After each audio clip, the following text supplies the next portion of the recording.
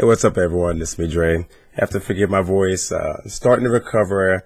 Had gone away and lost it. Been busy a lot, working and doing voluntary overtime at work because, like I said in the previous video, brothers got to get paid. But now they have where it's forced overtime. So be putting in more hours at work. And that's why I haven't been on. So I want to apologize to everyone because I know I've had some people ask, where have I been? I'm still here, but been, working. I do work 7 days a week. 5 of those days is a full shift, and the other days almost a full shift, usually between 6 and 7 hours that I'll work on my days off. And then, of course, with what I do, I don't really talk about my employer because my views and the things that I share may not necessarily clash, so I don't speak as far as who I'm employed by. But yes, a brother's got a job. I don't just sit on my ass and have my woman pay for my bills and shit like that. We take care of each other. But all the same, been working a lot, and then of course within this last week and a half, having to deal with my voice going out, starting to come back. So you're not going to hear that full, deep, rich bass. So ladies, just calm down. It's coming back. Anyway. I want to talk about race and comics.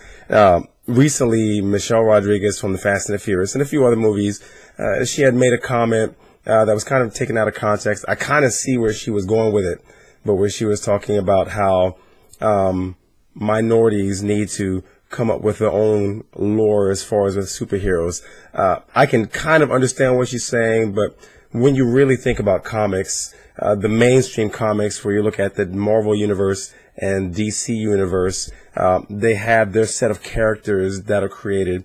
And, of course, with the upcoming movie for the Fantastic Four, you have Johnny Storm, who's going to be played by Michael B. Jordan, whereas in the previous movie, I forgot the guy's name, but he also played Captain America. Traditionally a white character in the comics, now being played by a black guy. And this has sent a huge uproar throughout the comic fan base, simply because the purists believe that it should remain unchanged. Just like me, I kind of had to come to terms with Samuel L. Jackson being Nick Fury. I'm an old school guy, started reading comics in the 80s, back then when Nick Fury was a white dude with silver hair on his temples and a patch on his eye. But it's just a progression of time. And then, of course, you have a lot of diversity with comics, more gay characters coming out. You have Simon Baz and the Green Lantern Corps, who is the first Arabic Green Lantern. And then when you look at the Justice League for the cartoon, people really got bent out of shape when they used John Stewart, a black Green Lantern, as opposed to Hal Jordan, who was one of the founding members of the Justice League. That's what Tim Bruce said when they were going through the whole process of creating that cartoon, which I enjoy. And one of the reasons why I do enjoy it is because I'm a huge John Stewart fan. I collect the Green Lantern comics and have been doing so since the Blackest Night series I've been going through.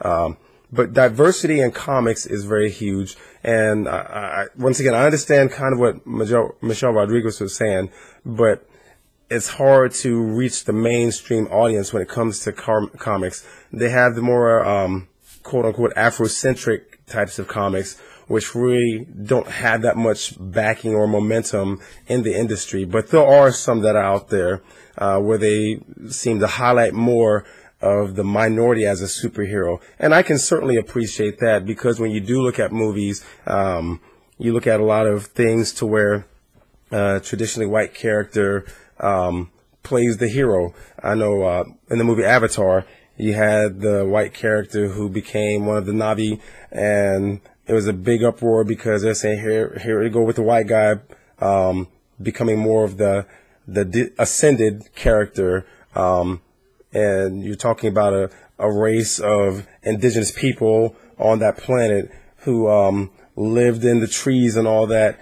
And I mean, there's a lot that could be taken from it.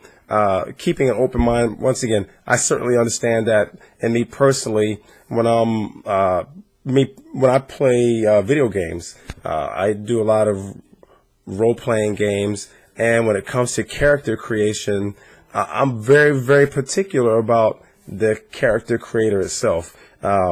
This game right here, I purchased this game, Final Fantasy, old game from a couple of years ago, And I thought I was going to really enjoy it because I've always enjoyed the Final Fantasy franchise. But with the character creator for that, it was very limited on the character palette because I create a character that I want to look like me.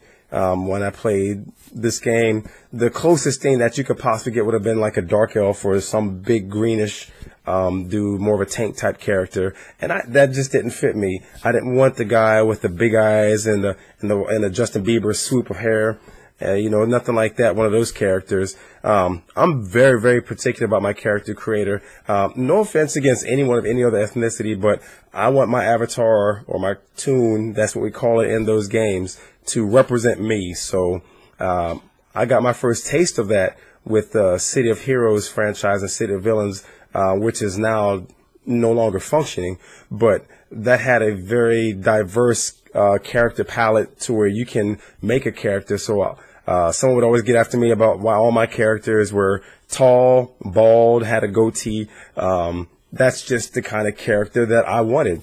And pretty much any character in which I play, I want my character to look similar to me. So I can certainly understand that, but with comics, it's a day and age to where there is more diversity. You're going to see characters that are openly gay, like Alan Scott, one of the original Green Lanterns when the comics first came out, like the early 40s. And with the after the Flashpoint and the New 52, they made him gay, and there were some talks about that.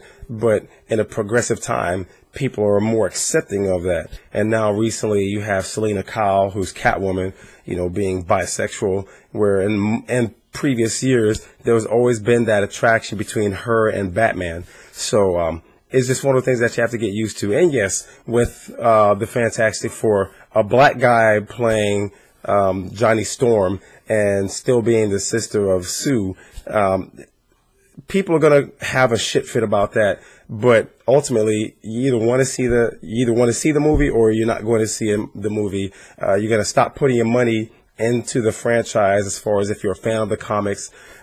These kind of things are progressing. You're going to see a lot of movies where there's traditionally a black character that's casted as a white character. That's just the kind of thing that happens. Does it irk me? Yeah, I mean, if I'm following a certain book series or a cartoon or something like that, I like for it to keep pure. So I can see the way the purists see it, but it's just a progressive time. So diversity in comics and race changing in comics, it's something that happens, and it's just the tip of the iceberg. It's going to keep happening. But anyway, I want you to go ahead, if you're a nerd like me, go ahead and leave your comments. Interested to hear what you have to say. And if you like this video, I hope that you like, subscribe, and share. Peace.